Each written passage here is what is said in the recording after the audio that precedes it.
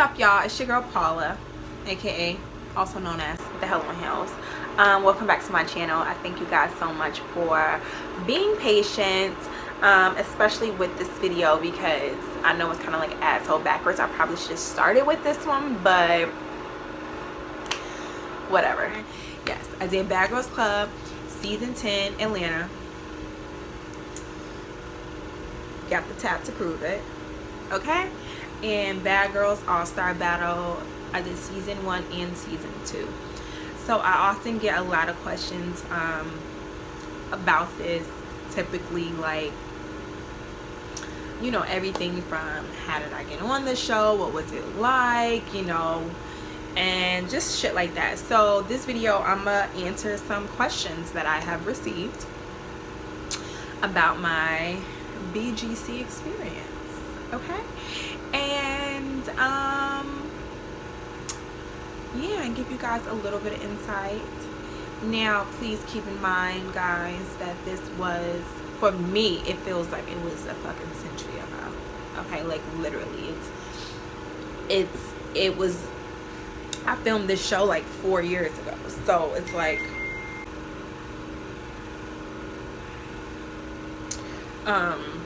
yeah, anywho, so back to what I was saying, sorry.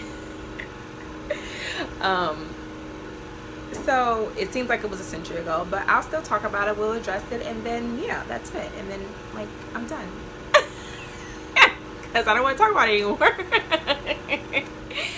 Okay, so the first question that I get asked all the time is, how did I get onto Bad Girls Club? So I know, like, it may seem like it's a really difficult task, but it's actually not. A lot of casting information is available online. Y'all know these little smartphones right here that we got, that we love so much? It's something called Google, okay? And if you actually Googled a lot of the shit that you ask, you can actually find out. So Bad Girls Club, then obviously, for those of you who don't know, Bad Girls Club has been canceled. And my season was season 10. The last season was season 17. Okay, just so we're clear about how long this was for me, how long ago it was for me. Okay. Anywho, I'm here and I'm gonna own it and I'm gonna answer the questions, y'all. So how did I get into BGC? So really, when I made the conscious decision, because my decision to do Bad Girls Club was very, very conscious. It wasn't like, hey, I'm gonna try this. Like, no, it was a very intentional decision for me. It was, oh, I was an avid watcher. Like, I'm not gonna be on here and bullshit y'all and be like, oh, I never watched the show. Like, no, I watched that fucking show. I connected with some of the girls on the show, and I felt like it was something that I could do. You know what I mean? A point to figure out, how the fuck can I do that? And so I just went online, Google Bad Girls Club, and then, you know, they actually have a few different ways. So they do open casting calls all over the country, and then the second way that you do it is you can actually apply online. So you fill out this form and you send it in, and then they will contact you back. So when you go, you fill out like this little short application or whatever. Then you go to this casting, and it's an open casting call, and you're sitting at a table with like 10 other girls, and they specifically, first thing they ask you is, please don't tell us that why you're a bad girl, because we're going to assume that everyone here is a bad girl. Otherwise, you wouldn't be here. And they kind of just ask like a bullshit question. Like they ask like random shit. And that shit that has actually nothing to do with Bad Girls Club. Like, you know, how do you feel about cheating in a relationship? Like, that's the type of shit that they ask you. Answer my question. That's it. And then they called me after when we finished and asked me to fill out this super fucking long application. The shit was like 100 questions or some shit. It was long as hell. It was thick. And then they were like, oh, we're gonna call by this evening. So the evening passed and I didn't get a call. So I was like kind of sad. I'm like, damn, I didn't get it. Like 2 days later, I got a call. No, the next day I think I got a call. No, it was like 2 days later. I got a call, and it was from casting, and so they wanted to schedule a Skype interview. So I'm super excited. This was like Now, mind you guys, this was probably in like 2010.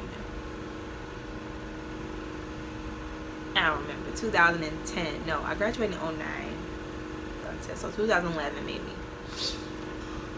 I scheduled my Skype interview. I did my Skype interview, and she was like, oh, we'll be in contact with you. So I'm like, all right, cool. So this was like in May, like around Memorial Day. So I don't know if anybody is from Memphis, lives in Memphis. Y'all should know about Memphis in May.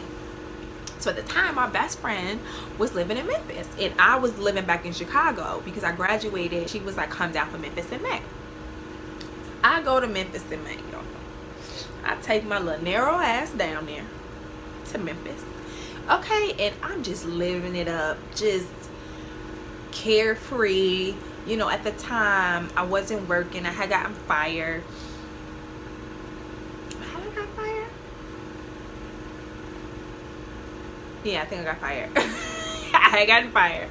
So I was supposed to stay a weekend. Ended up staying like a whole week. I get home.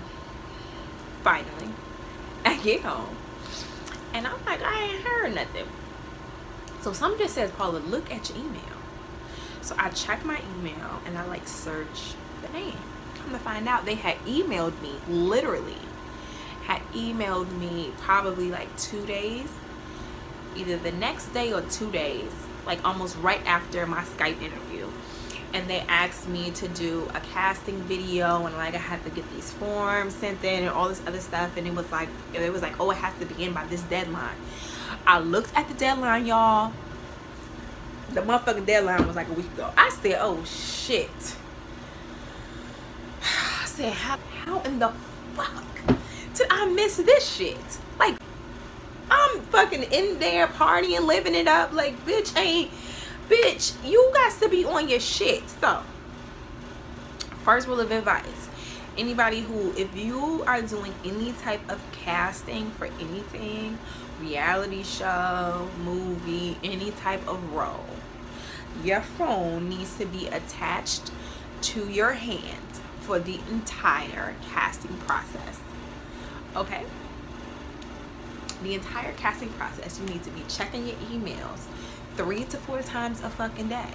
Okay, you need to like have that shit favorited or something, like to ensure that you don't miss it, because sometimes a lot of opportunities they miss. Like, you don't call, you don't answer, they on to the next. Like, they okay, because especially in situations like that, because they have people literally lined up for situations like that. So I said, fuck it. I filmed the shit anyways. I filmed the video anyways, and I sent the shit in anyways. But in my heart, I knew that I had missed it. I did somebody else's shit. They didn't got somebody else's shit. Like, the time is over. But I will say this, is when you know something is for you, it will never miss you. Ever. Like, it will never. What's meant for you will never miss you. And nobody can take it. So looking back, it just actually wasn't my time, but I was like determined. So I'm like, okay, whatever. So boom, a couple months go, I'm gonna just start figuring out how to like start filming myself, just so, since I know the process. Second thing of advice, if it's something that you want, always learn from the previous experience, right? And you can just take this in casting, for casting calls, and you can take this in general for life, right? Always learn from your previous experience. So what I had learned from the first experience was check your phone, make sure you're on top of it. And then I knew the second step. I knew that after you got past your Skype interview, the next thing that they would require would be a casting tape, a full casting tape. It had to be 15 minutes. I knew all the requirements. So my train of thought, or my way of thinking was, well, let me just get prepared, because how they say it? You stay ready, you won't have to get ready. And so, being that I was in that position before, where I was caught off guard, I didn't know what was coming next, I was like, fuck that, you ain't about to catch me slipping, so I'ma just do one again. So the second time, this was like a couple months later. This was 2011, because I filmed it in 12. Okay, cool. So this was 2011, so this went for the full year. So a few months later, then I just decided to submit online. So what I did was, I took a couple of months and I just filmed me a casting tape. and said that I would just submit it online. So I literally submitted the shit online. I just filmed the video, put it together, you know, did a couple, you know, got some real like good stuff, like when I was out with my girls and, you know, just whatever. And then I filled out the application online and submitted the shit online. That was it. So now we're moving into, I had moved to Memphis by this point. At this point, when I resubmitted, I was living in Memphis with my best friend, and I was going through what we call the Great Depression. We call this the Great fucking Depression because this was a shitty ass year. Like, it got bad. Like, I found out my fucking boyfriend was cheating, and not just cheating, he had a whole nother fucking relationship, like had got into a whole brand new spanking relationship, was living with the girl, moved in with the girl, like he was living just a whole fucking double life. I went to Memphis. It was the first time in my life that I could not find a fucking job. Like, this shit never happened to me. This one I had made the conscious decision also that I was going to be a hairstylist. Like, I wanted to be in the beauty industry, and I knew that. And so I was like in school part-time because I'm like, well, bitch, I gotta pay my bills, so I needed to work. So what afforded me to move and stuff like that was that I got unemployment from being fired from my previous job. So like, that's how I was able to move and all that other shit. So boom. And then I kind of like, you know, you just like stop thinking about something. So I kind of stopped thinking about it. By this, I was like no longer really focused on Bad Girls Club. Like I had to move back to Chicago. Like, I had no money. I had nowhere to live. And I didn't know what the fuck I was going to do. I was 26, and I was just like, my life, this is a fucking joke right now. I was just like, I don't know what the fuck is going on. And I'm just here. You know, that was one of the first, that was like the Great Depression, like the Great Depression of my life. What happened was, so remember, I had already submitted an online videotape and everything, right? Months ago, I had submitted it. And I got an email about a casting. Funny part of this, at the time, I was living in Memphis. So the casting call was for Nashville, Tennessee, because that was the closest casting for Memphis. But I had went home. This was like in May or some shit like that. So this was like in May. So I had went home because I was actually getting prepared to move back to Chicago, but I was trying to figure out where the fuck I was gonna live because nobody had room. And I had no money, so I couldn't get an apartment. Like, I was like fucked. So I get this email inviting me to the casting call for Bad Girls Club. I'm like, bro. At my fucking cousin's house, they like, no, you gotta go. I'm looking at them like, my nigga, Tennessee, like Nashville's like 5 hours from here. I had like $200 to my name, and I didn't know where I was getting any more money from. I'm like, and it's a risk, and that's how I looked at it. I was like, and that's a risk. Like, it's a chance that I might not get it, and then what? And then I just spent my last $200 to go on Bad Girls Club to not make it. And I kid you not, I put this on my life, y'all. I put this on my life. And this is why I believe, this is a whole nother video, but I believe I'm a very spiritual person, and I believe in visualization. I believe that you live an intentional life. I believe that you are very powerful. Your mind is extremely powerful, and what you put out into the universe, it will come back to you. You attract what you put out. And that you live your life by intention. Eventually, your reality becomes what you think about. And I believe that wholeheartedly. And this is one of the, and it's because I've experienced it more than once in my life. That's for one. And number two, this is one of those experiences where it happened. And when I tell you, you have to be very aware, because there's always signs, right? The universe is always speaking to you. So I remember I went to sleep that night. I was like, God, because I'm spiritual, I believe in God. I said, God, if this is the next step for me to take, if this is the right move for me to make, I need you to give me a sign, a very clear one. I need a very clear sign because I had like $200 and I was not trying to let my money go, y'all. And I kid you not, the very next day, I get a call from Bad Girls Club Casting. It's like, hey, this such and such from Bad Girls Club Casting. I see that you submitted a videotape for BGC 9. And we're done casting for that, but I wanted to know if you were still interested because we're currently casting for season 10. I swear to God, Bible, I sat on the phone late. I said, yeah, that's funny. I just got an email about a casting call. And he was like, oh, you did? I was like, yeah, one that's in Nashville for tomorrow. And he's like, okay, oh, great. Yeah, you should go to that. And I'm like, well, do you think it's better for me to do that? Or like, can we do it another way? And he was like, no, definitely. It's better if you do it in person. I said, okay, thank you. I hung up the phone. I called my best friend. I'm like, yo, we going to Nashville tomorrow.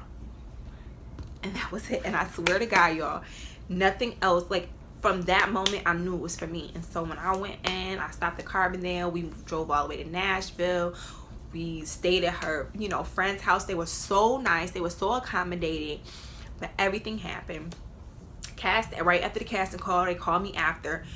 But this was the first time, literally, we're sitting there. 2 hours after I left the casting, the girl calls me back and she's like, oh, I need you to come in tomorrow for a one-on-one interview.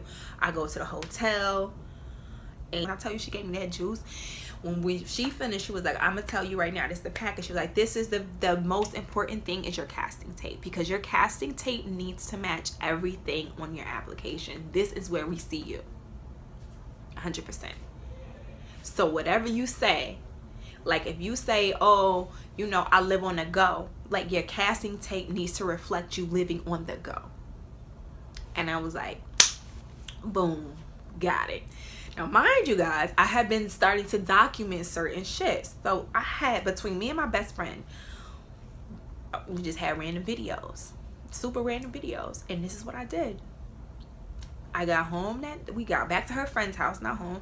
Got back to her friend's house that day. I shot an introductory. Hey, my name is Paula. I'm 26 from Chicago. Shot that. It was a 2-hour drive from Nashville back to Carbondale. We got in the car. I sat in the backseat of the car, and for 2 hours on the drive back, I edited my video. I literally just jammed together all these random videos that we had and submitted it. And that was it. And then, guess what? And then I just didn't even think about it, because once again, I still had all this shit going on. So I get back to Chicago, whatever. Then I'm not even thinking about it, like not even remotely thinking about it. So about 2 months later, 2 months go by, and I get a weird number calling me. I'm at my friend's house. I'm like, who the fuck is this? They're like, oh, hey, this is such and such from casting from Bad Girls Club Casting. I'm like, oh, hey, how are you? I hadn't heard from them, so I didn't even think about it no more. This was actually in the process of me. I was like packing and moving shit, like selling furniture and doing all that other stuff. And he goes, yeah, we emailed you and we didn't hear back from you. So I wanted to know if you were still interested. And I'm like, hell yeah, nigga, I'm interested. What the fuck you mean? I didn't get no email, right? It went into my trash thing. But when I tell this is another lesson, because what's meant for you won't miss you, child. And sure enough, they called me. I did. After that, they were doing a finalist, and they called me, asked, I had to send in like a couple more papers. I sent in some more paperwork. 2 days later, they called me and told me I was a finalist, flew me to LA. I did my last final interview. That's on the green screen. So I flew back that same day, and they were like, oh, we're gonna call you by the end of the week and let you know if you made it. I'm like, all right. They're like, we're gonna get sent out, we're gonna start making calls on like Friday. I'm like, all right, y'all, let me tell you, when I knew I had it, I got to my sister's house, because at this point I had nowhere to live because nobody had room. I'm packing my suitcase. Yo, the morning, I swear to God, she's like, where are you going? I said, I'm going to Bad Girls Club. And she like, okay. And sure enough, I'm in the middle of packing my suitcase. They call me. They're like, hey, this such such da, da, da. I'm like, oh, hi, how are you? We're calling to let you know that you have been chosen as an original cast member for Backers Club. And that was it. And then literally 2 days, I flew to Atlanta, and the rest is history. That's literally how it happened. So, and the experience overall my experience was good.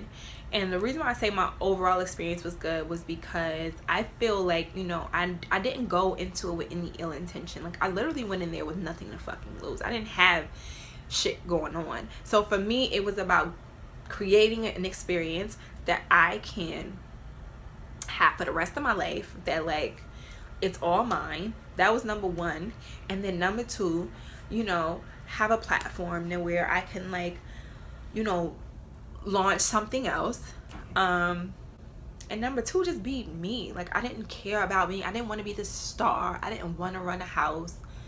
Like, I didn't give a fuck about none of that. Like, none of that was just like, yeah, I wasn't like, yeah, I'm gonna run the house, I'm gonna be that bitch. I'm like, I remember they asked me, they like, are you gonna run the house? I said, I mean, I said, I don't give a fuck about running nothing, but I will tell you this, I ain't got nowhere to live, so the bitches ain't kicking me out. That's literally what I said. They gonna be stuck with me because I don't have nowhere to go. So I'm gonna live here for 3 months. Because I'm pretty sure in 90 days, something's going to happen. Something's going to happen, Lord Jesus, it's going to happen. And I'm enjoying myself. But that's my story. And, yeah, so that's how I got on the show.